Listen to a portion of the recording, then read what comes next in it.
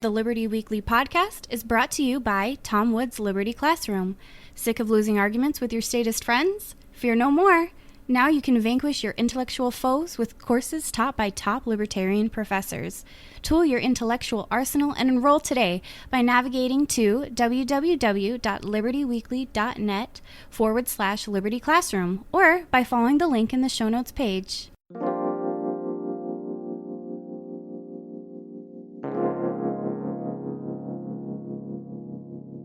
Student loan debt is now higher than credit card and auto loan debt. America's student debt bubble has officially passed $1.3 trillion. It's growing rapidly, and more individuals are simply unable to meet their crushing debt obligations. As of September 2015, 7 million individuals haven't made a debt payment in a year, which means roughly 17% of borrowers are severely delinquent. It took them long enough, but even the PhDs at the Fed recently managed to connect the dots and realize that the more the state has subsidized higher education, the higher the costs have become. State appropriations reached a record inflation-adjusted high of $86.6 billion in 2009. They declined during subprime, but have since risen to $81 billion. And let's not forget the massive expansion of the federal Pell Grant program, which has grown in today's dollars to $34.3 billion per year from $10.3 billion in 2000. Simply put, when you artificially subsidize and increase demand for something, the cost will rise. When student debt is so easily accessible, regardless of a student's major or their ability to pay back their debt, colleges can raise tuitions as much as they'd like because, after all, the government is guaranteeing the loan.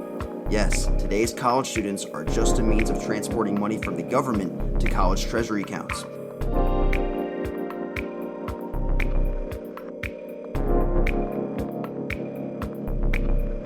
Hello, everyone, and welcome back to another episode of the Liberty Weekly podcast. I'm your host, Patrick McFarland, appearing, as always, with the co-host, Jerry McCullum. Thank you, Pat. All right, everyone. So for this episode, for the past few episodes have been pretty info-packed.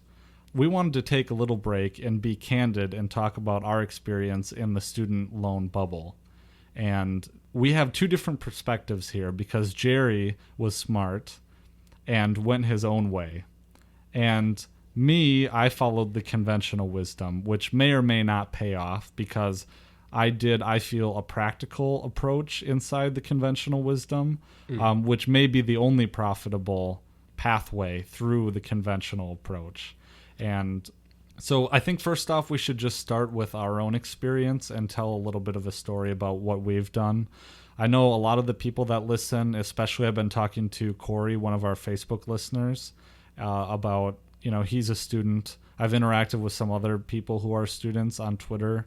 And if you don't, I really like interacting with our listeners because we're a small community. We have a lot of the same interests, obviously, because we're so niche. But if you haven't already, I would exhort you to follow us on Facebook at Facebook/Liberty Weekly or on Twitter at Liberty Weekly.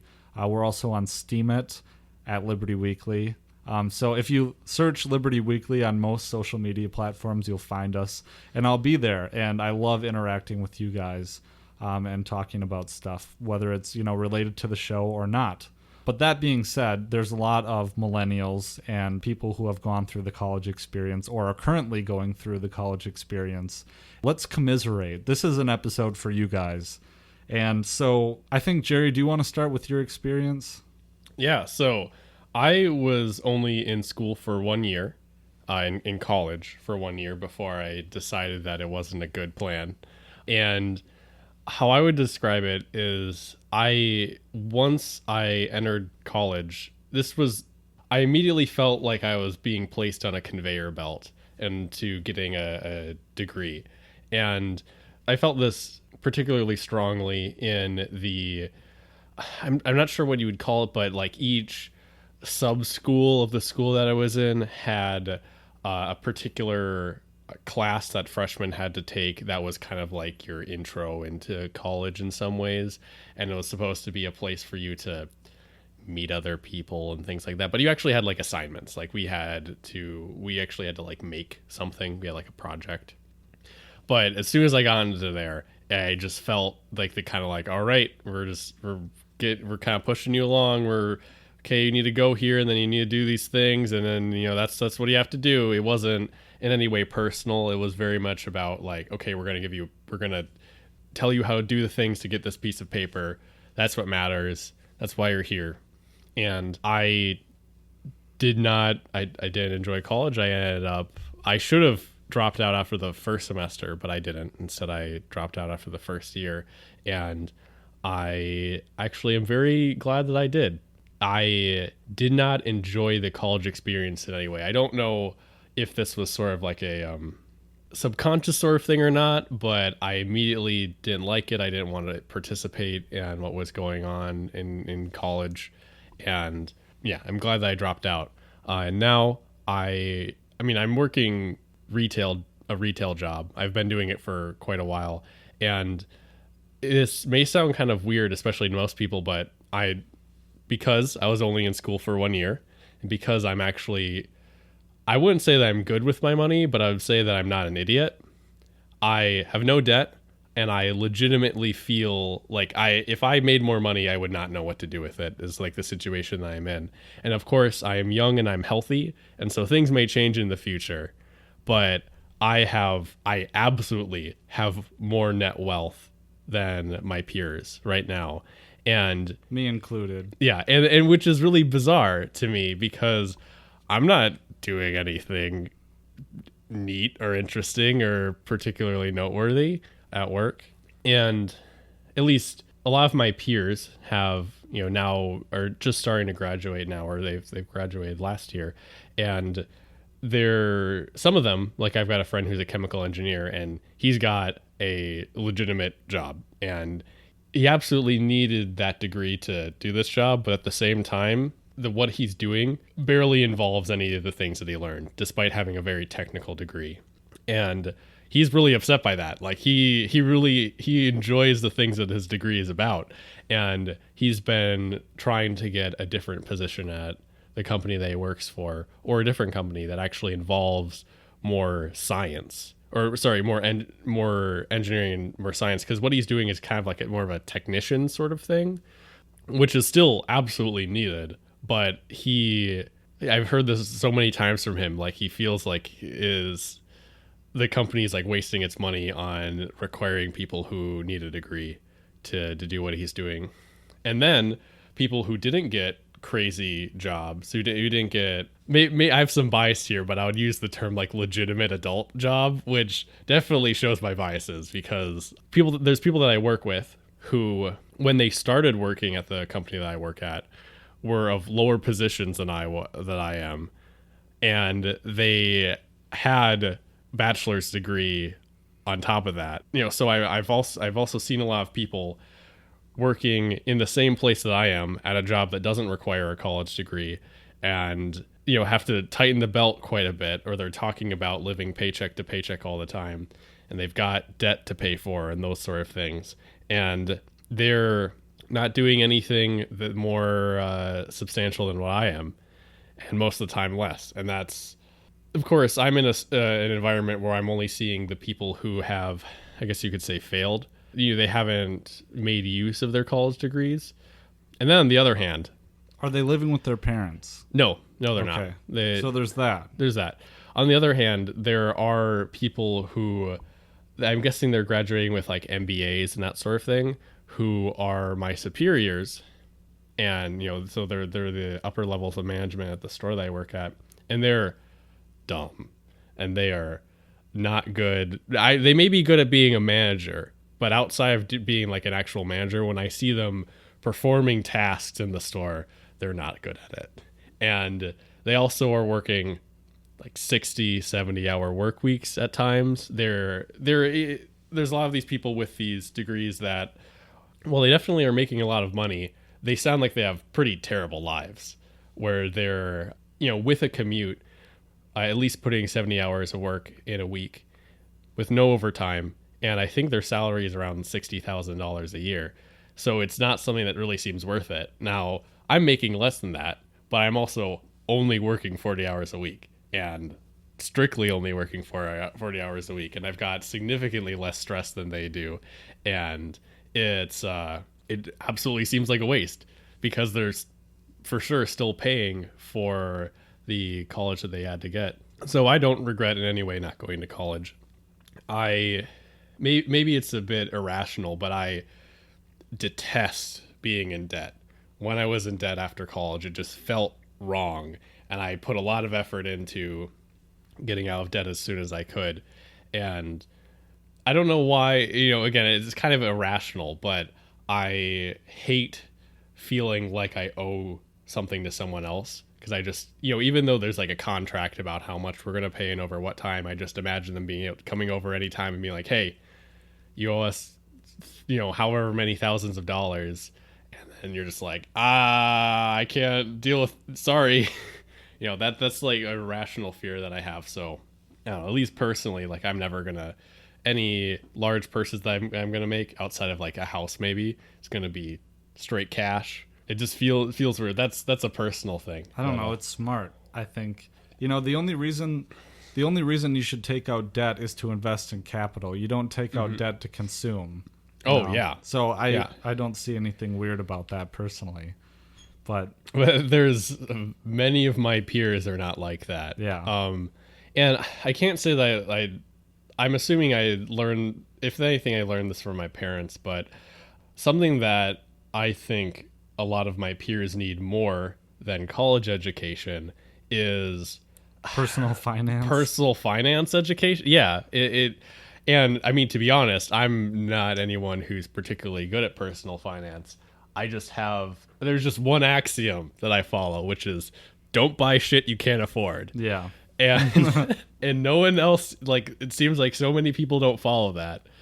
Yeah, I've been better than a lot of people, but I haven't been perfect on that. And I think a lot of that has come very recently, actually, is making purchases, because I have tattoos. Yeah. And there's other things I spend my money on that maybe I shouldn't. But I think generally... there are vices. Yeah. I think generally I've been all right. I buy beer, I buy tattoos. Occasionally I'll buy video games. I spend maybe the most of my money goes on eating out. And that would maybe be... But I know a lot of people, especially through college, that would spend hundreds of dollars on bar tabs and stuff. Yeah, and I couldn't so ridiculous. That's something I never did. So I can say that, I suppose.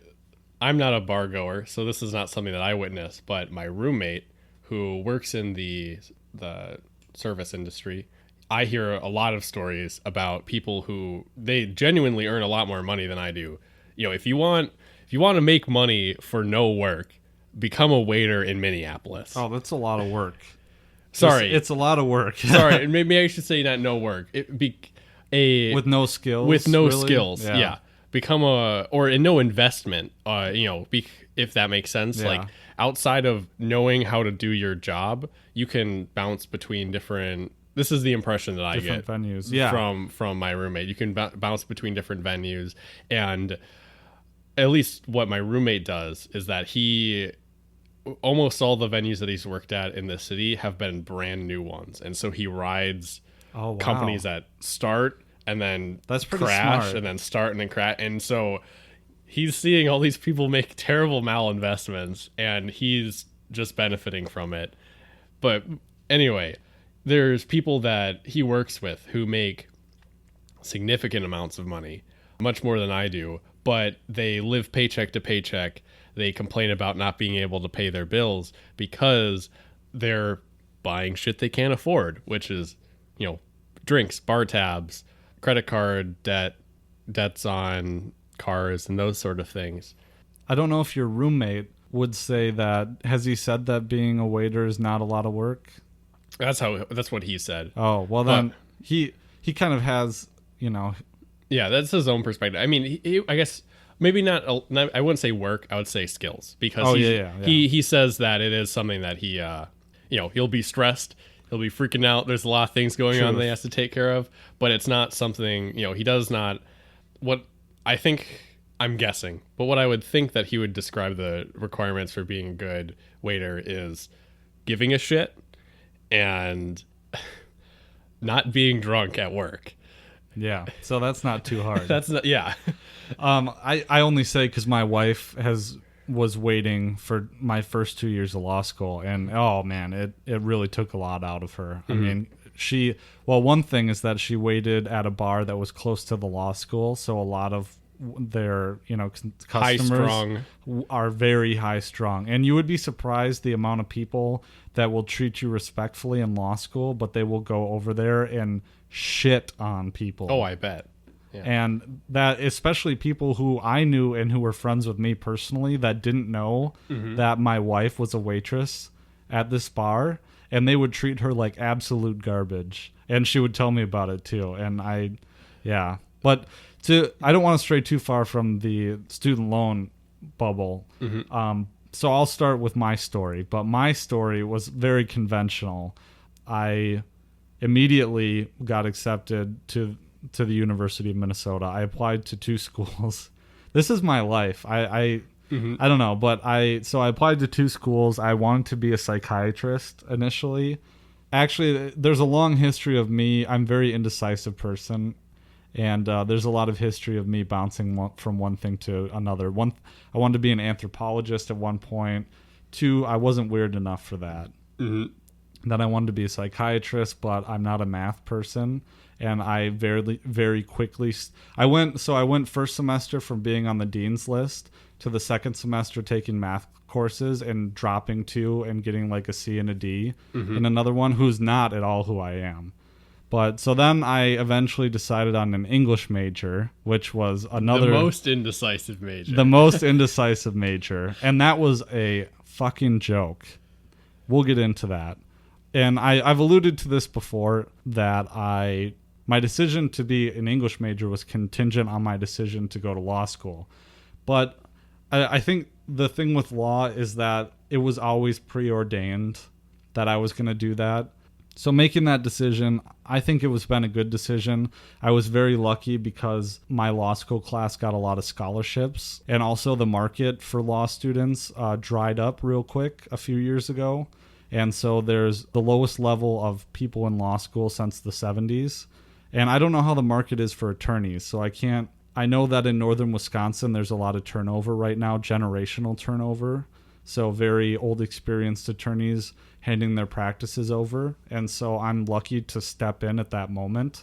And my decision to go to law school was contingent on that analysis of the market. So I can pull that card. But going to the U of M and experiencing the college life for longer than Jerry did. And I've always kind of been a libertarian, liberty-minded. But my tolerance level for BS in terms of A, the joke that is higher education in this country, and B, the level of leftist indoctrination that occurs in these places. I mean, those girls that will go and all of a sudden they shave all their hair off and, they transform. We should put a link in the show notes page here to, the conversion to leftism of these, beautiful women. And once they... it's like those meth before and after meth pictures. Oh, really? That's funny. I haven't seen anything like that. Well, it's an easy Facebook post jab. It's like an easy meme jab. But seriously, I mean, I've witnessed that. Oh, I would say the most direct example that I can give of this kind of thing, because I was not in, I was in an engineering college, so. If any, I was the most insulated that you could be from those sort of things. But I took actually a very interesting class on the history of technology, and I actually thought it was really great. I learned quite a bit from it. And one of the thesis of the class was that there's this perception of technology going in a straight line, and its order is preordained. And this class made me aware that the fact that this really isn't the case, and that there's a lot of things that, like, what happens or what technology and what innovations happen are in a lot of way determined by the context of where the technology is.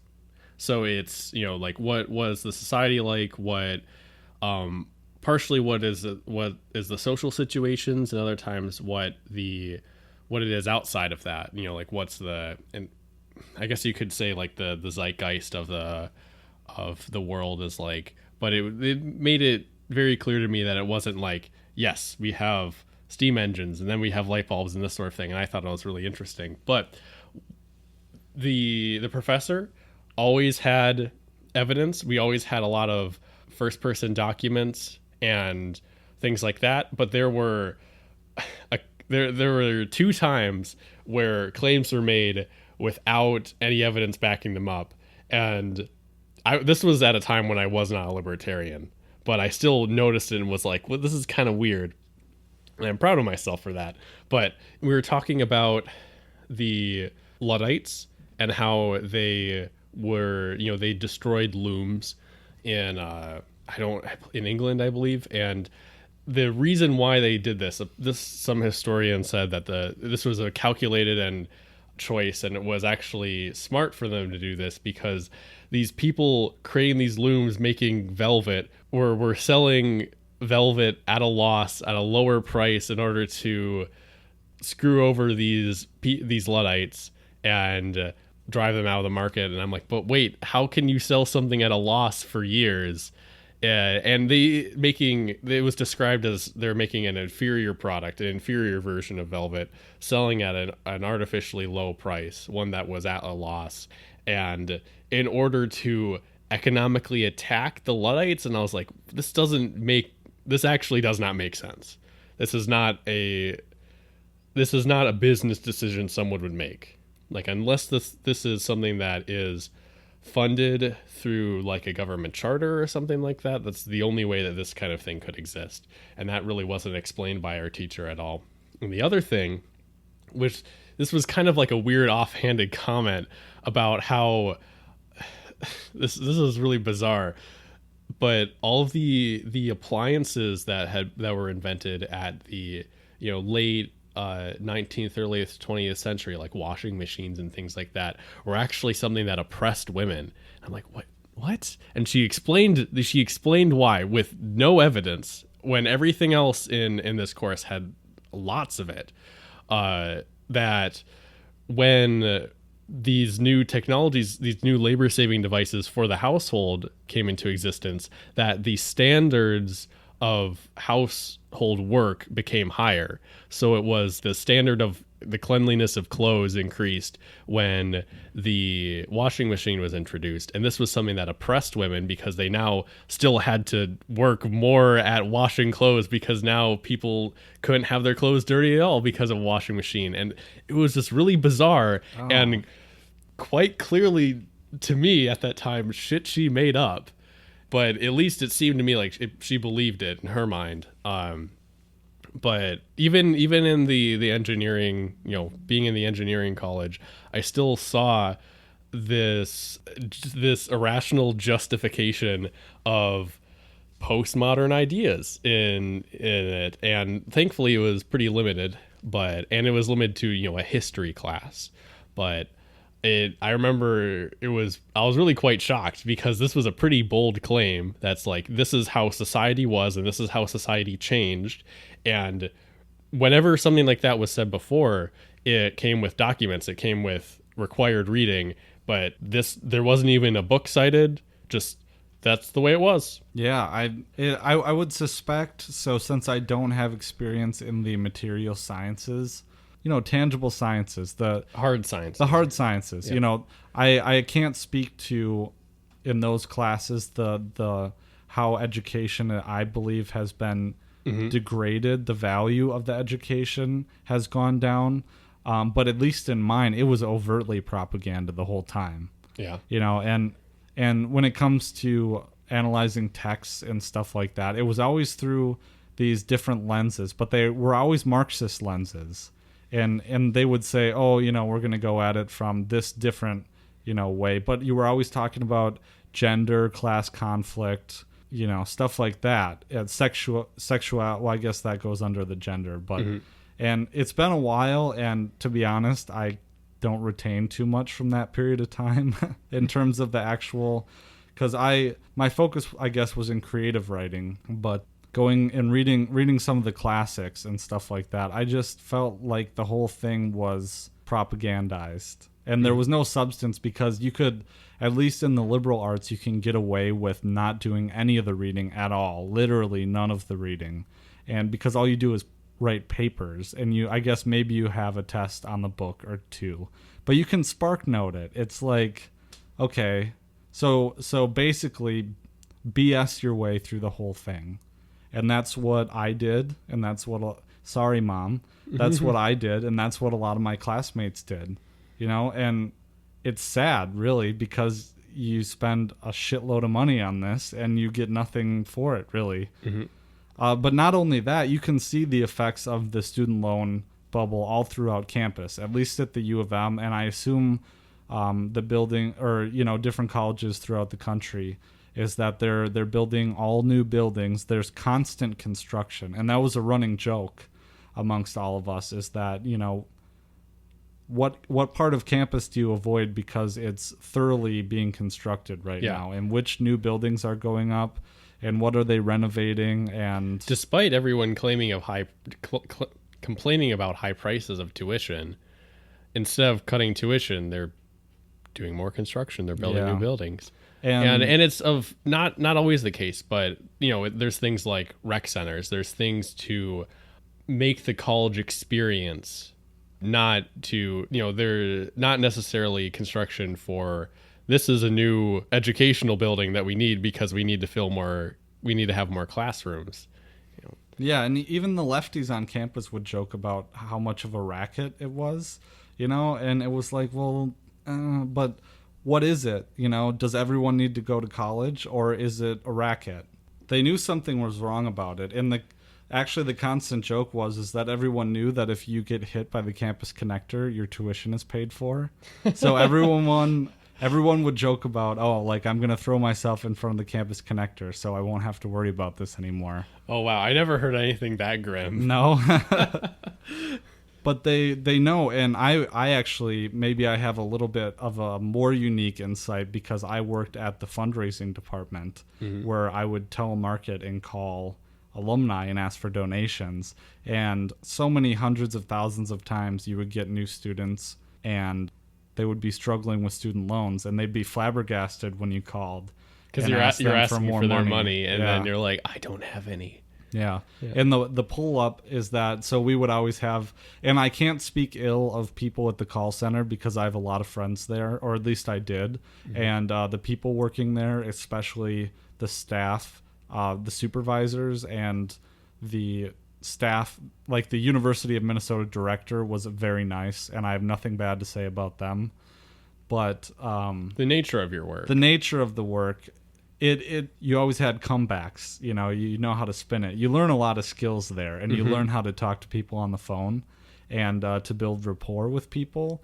But the comeback was always, well, you're investing in the value of your degree, which is so funny. Yeah.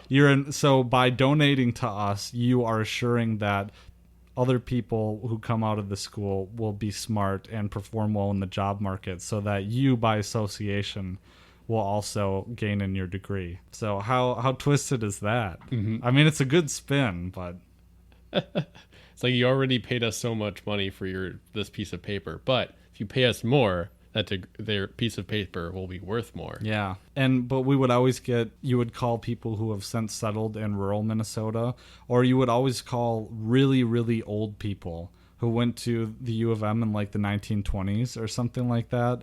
And you would always ask them, oh, have you been down to campus or whatever? And they're like, yeah, it's so goddamn liberal there. And, F this and F that. And people in the call center would always joke about conservative people like that and this and this and that. It was like, well, they're right.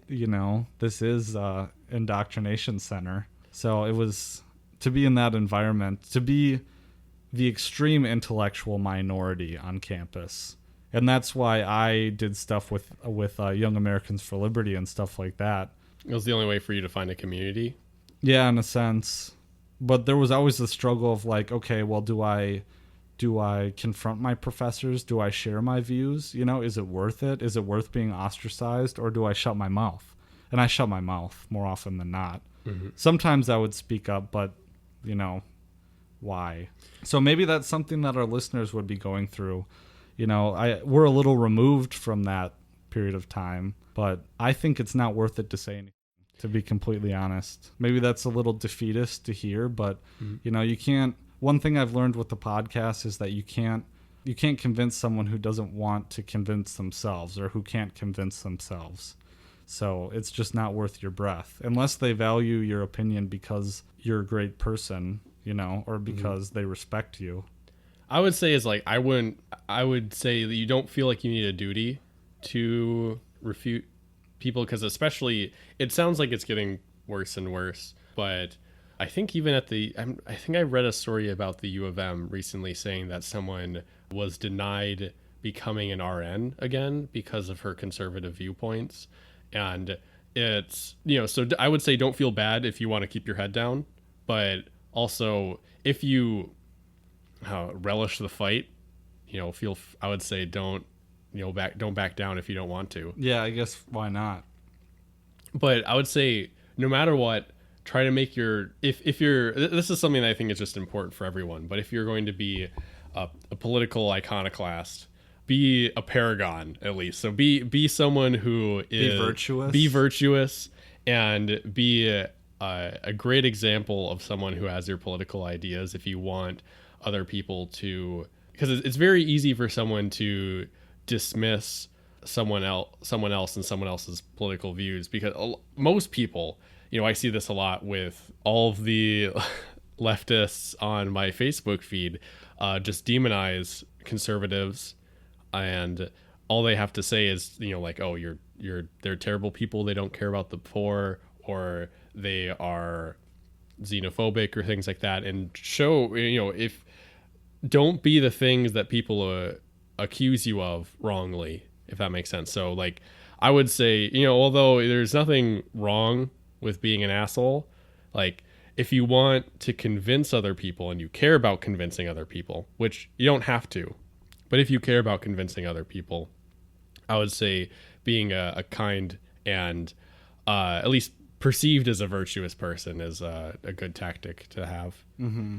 In fact, I have a particular story about this. Is when I was first getting involved. Well, hang on a second. Before I get into that, let's just pause for a second to talk about how we are financially able to bring the show to you. Hey everyone, Pat McFarland here.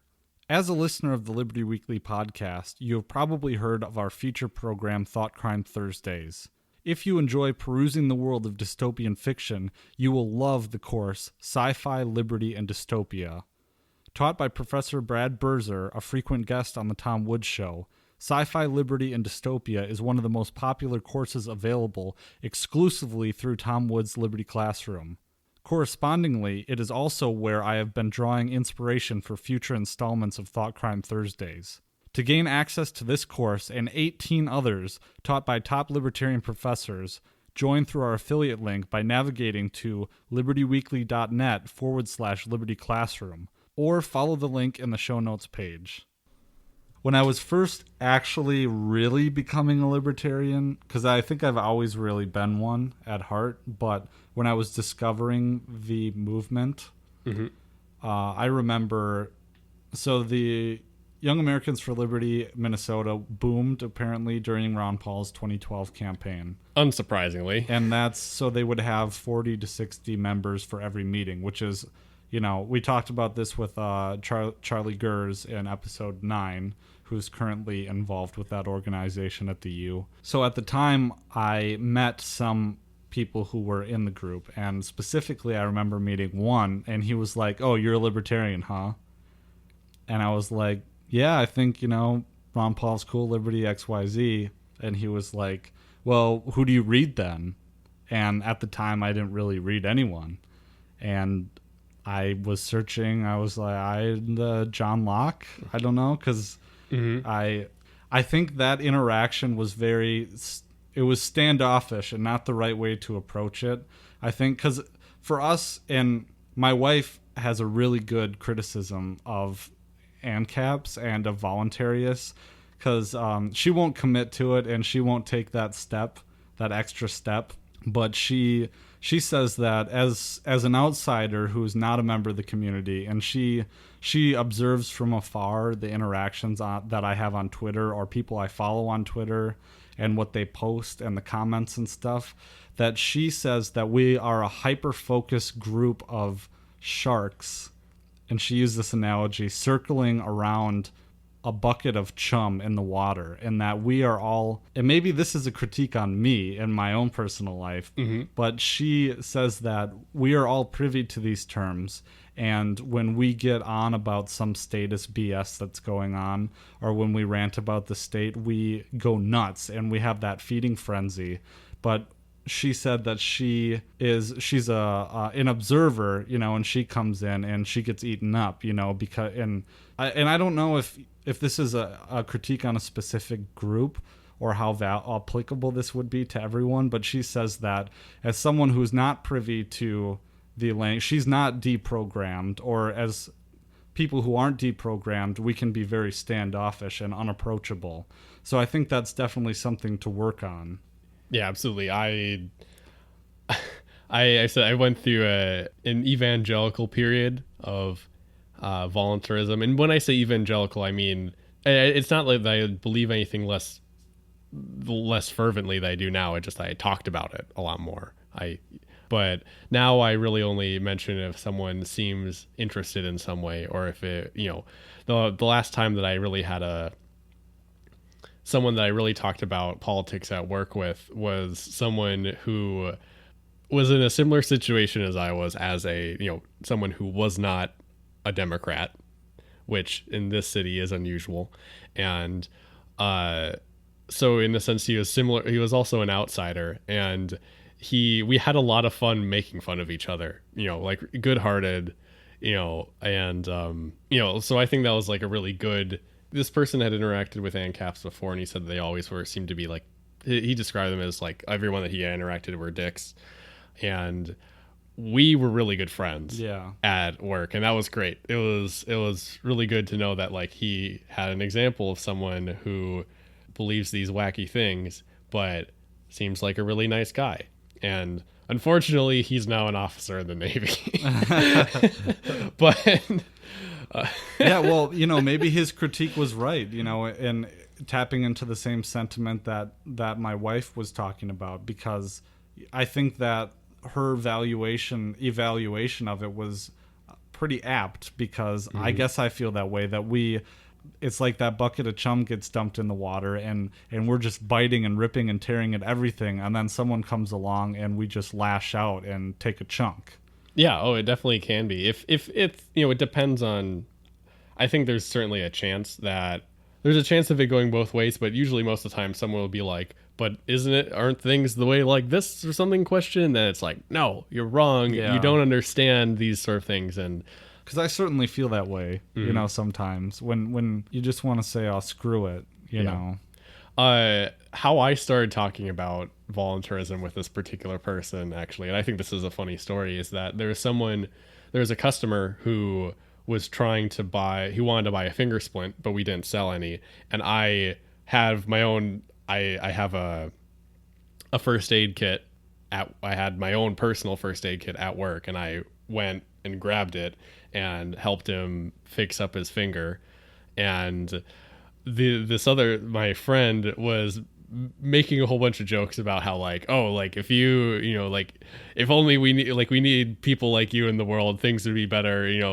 Like, oh, if we had people who cared like you, we wouldn't need all these different things and whatnot. And I was like, that's funny because I'm a libertarian and I'm accused of being heartless and uncaring, and that I don't care about other people, and I'm selfish and whatnot.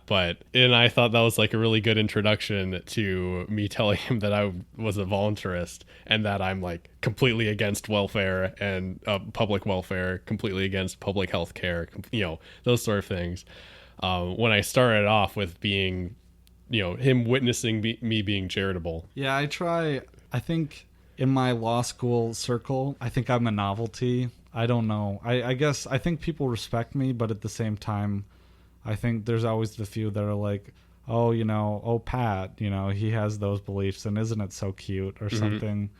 But whatever.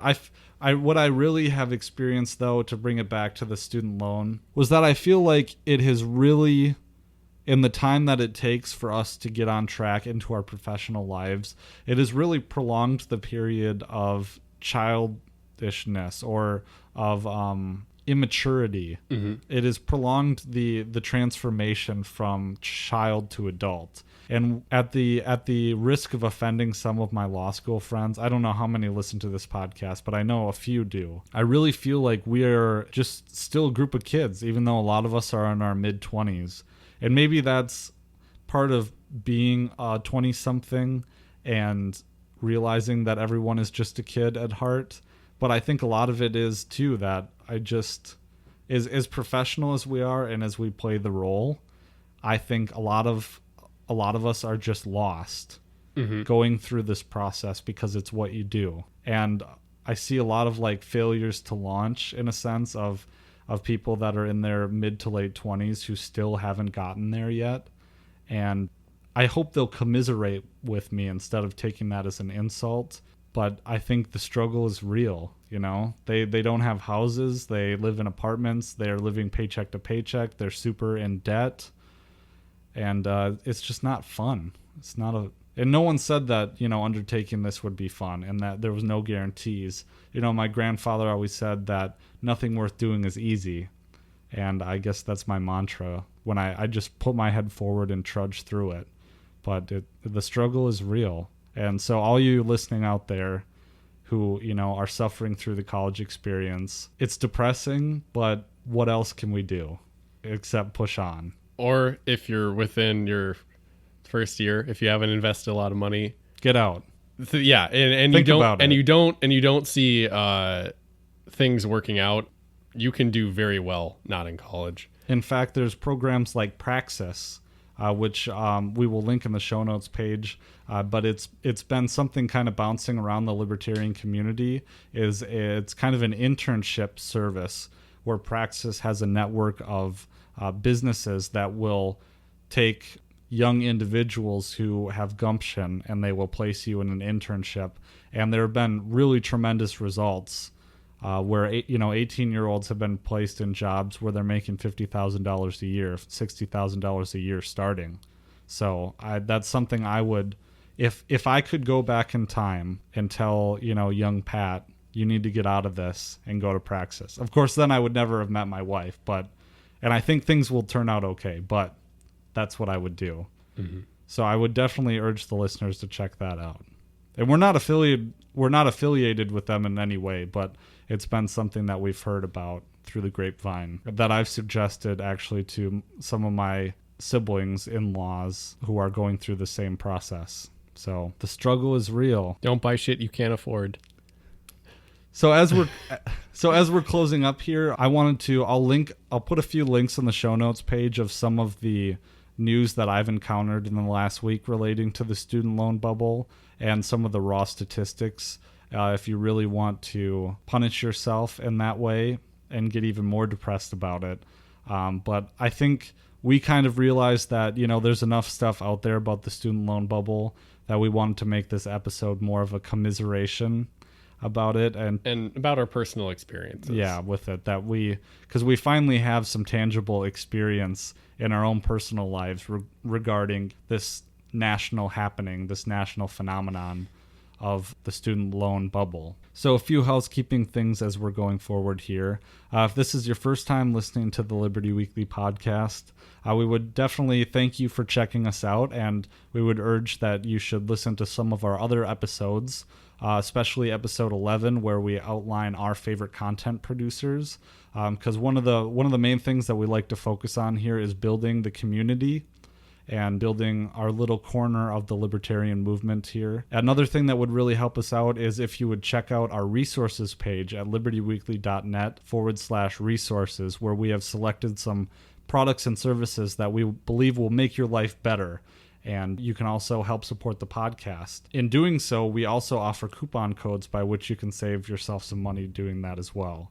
If you haven't already, I would urge you to sign up for the Liberty Weekly email list, where you will get personalized content updates from me, as well as copies of our free ebooks. And once again, we would really urge all of our listeners to go on iTunes and to give us a written review of the podcast, or to give us a rating on there as well, because that's how we get more exposure for the show, and that's how we help grow the audience. And in fact, before we go here, I do have a shout out from someone who did leave us a very great review on iTunes with the username WLFD1428. And we really do appreciate that. It really does help us out. In fact, that was our first written review that we got on iTunes. So it means a whole lot to us, especially your kind words. So thank you so much for doing that. But thank you so much for tuning in for another episode of the Liberty Weekly podcast. I hope that you also commiserated with us in our higher education journey. Let us know your experience. Yeah, let us know your experience. Join us on Facebook. You can communicate with me directly or send us emails at patrick.mcfarland@libertyweekly.net. Thanks for listening. Thank you.